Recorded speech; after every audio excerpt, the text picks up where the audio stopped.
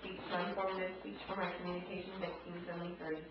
What sporting event occurs on the 14th of February? It's the Daytona 500. It's the first race in the season for NASCAR. NASCAR has one of the longest running seasons in history. It runs from February to the end of November. Most sporting events only occur for about 6 months, and they've got one of the longest ones in history. We're going to take a look at how the National Association for Stock Car Auto Racing Association began and how the sport has changed since its birth. NASCAR kind of started back in the day when Prohibition was going on, and most people souped up their cars to run moonshine across borders to where, they could get their business, and their goal was to, outrun the law. The National Association for Stock Car Auto Racing was born in December 1947. Bill France Sr. Gathered owners, mechanics, and drivers in a hotel in Florida and brought them all together, and 2 months later NASCAR was born. The first race was held in February of 1948, and it was a beach course in Daytona. 1949 was the official start of the series.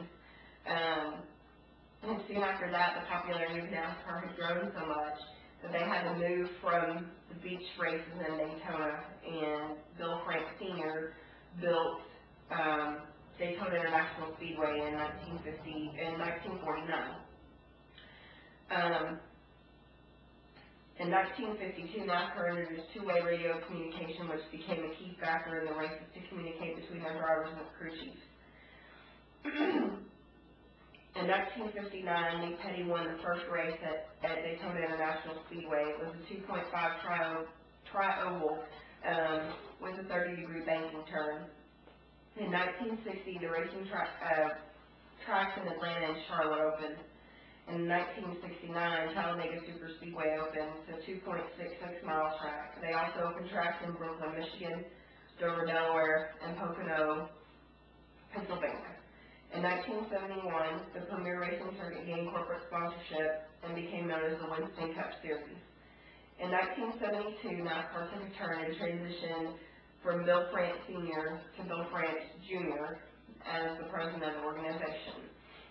For the first time, in 1979, Daytona was televised in its entirety from the first race from the green flag down to the checkered flag. In 1980, many Fortune 500 companies became very involved in the sponsorship and owning race teams. In 1989, 10 years after the first race being televised, every single race in NASCAR was televised. In 1993, they opened a speedway in New Hampshire. In 1994, they introduced the Craftsman Truck Series and then NASCAR. So now we have the Winston Cup, the Busch Series, and the Craftsman Truck Series. NASCAR took a turn and decided to take racing into the open-wheel racing home circuit in Indianapolis in 1994. In 1997, they added 10 races to the growing phenomenon.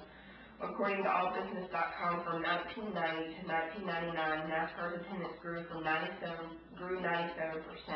They went from 3.3 million people to 6.5 million people attending the trackside events.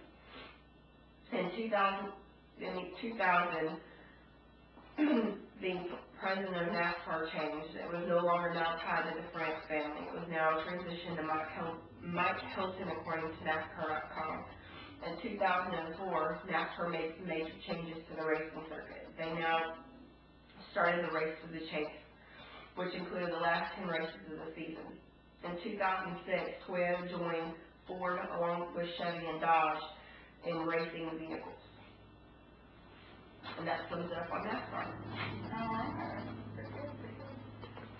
I couldn't remember what